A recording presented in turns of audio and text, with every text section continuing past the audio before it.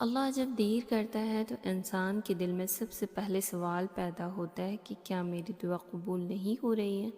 کیا اللہ مجھ سے ناراض ہے؟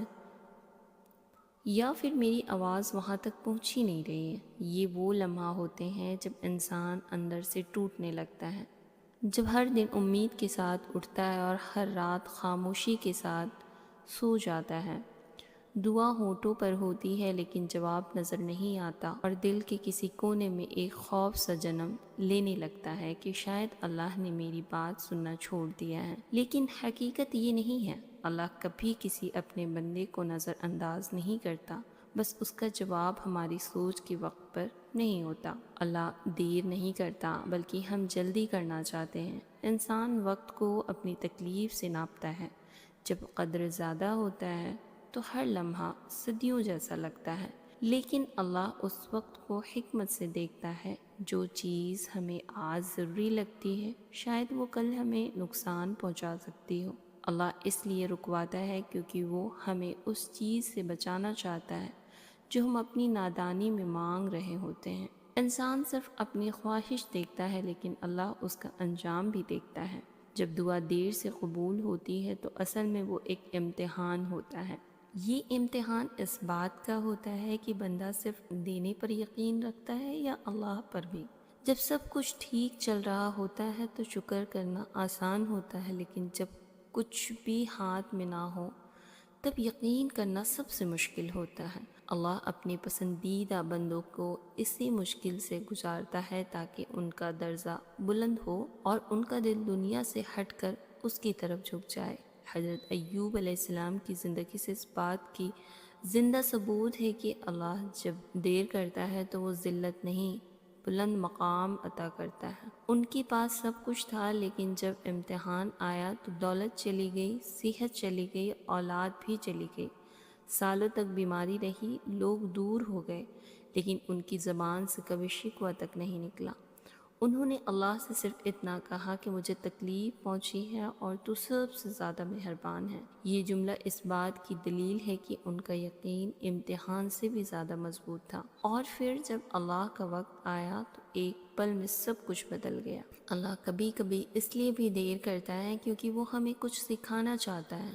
وہ ہمیں صبر سکھاتا ہے، شکر سکھاتا ہے، اور یہ سمجھاتا ہے کہ لوگ صرف وجہ ہوتے ہیں، دینے والا تو صرف اللہ ہوتا ہے۔ مشکل وقت میں انسان کو پتہ چلتا ہے کہ یہ کون ساتھ ہے اور کون صرف ضرورت تک۔ یہی وقت ہوتا ہے جب دل دنیا سے اٹھ کر اللہ سے جڑتا ہے، اور جب دل اللہ سے جڑ جاتا ہے تو پھر کوئی بھی کمی انسان کو اندر سے خالی نہیں کر سکتی۔ بہت سے لوگ یہ سمجھ لیتے ہیں کہ اگر دعا قبول نہیں ہو رہی ہو تو اس کا مطلب اللہ نے انکار کر دیا ہے، جبکہ حقیقت یہ ہے کہ اللہ کا ابھی نہیں بھی ایک رحمت ہوتا ہے۔ کبھی وہ چیز اس لیے نہیں دیتا کیونکہ اس سے بہتر چیز آنے والی ہوتی ہے، اور کبھی اس لیے نہیں دیتا کیونکہ وہ وقت ابھی صحیح نہیں ہوتا۔ جیسے ماں اپنے بچے کو ہر چیز اسی وقت نہیں دیتی جب وہ مانگے، بلکہ جب وہ ان کے لیے ٹھیک ہوتی ہے، ویسے ہی اللہ بھی اپنے بندوں کے ساتھ کرتا ہے۔ جب اللہ دیر کرتا ہے تو وہ صرف چیزوں کو نہیں بلکہ انسان کے دل کو بھی بدل رہا ہوتا ہے۔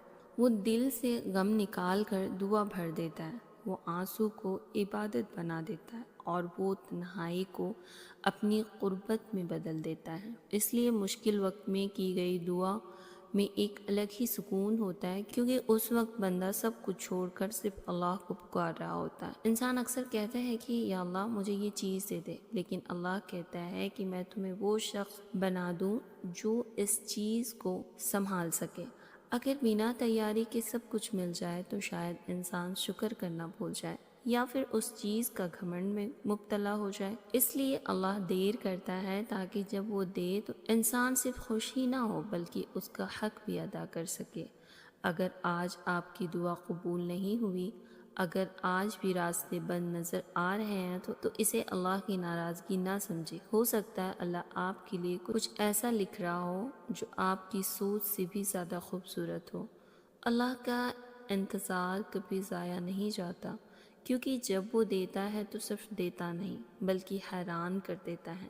اس لیے جب بھی دل میں یہ خیال آئے کہ اللہ دیر کر رہا ہے تو خود سے یہ یاد دلائیں کہ اللہ اپنے وقت پر سب کچھ بہترین کرتا ہے۔ آج کا درد کل کی وجہ بن سکتا ہے، آج کے آنسو کل کی مسکراہٹ بن سکتی ہے، اور آج کا انتظار کل کا شکر گزار بھی بن سکتا ہے۔ بس یقین رکھیے، صبر کو تھامے رکھیے اور دعا چھوڑنا مت، کیونکہ اللہ سن رہا ہے، سمجھ رہا ہے اور بالکل صحیح وقت جواب بھی دینے والا ہے۔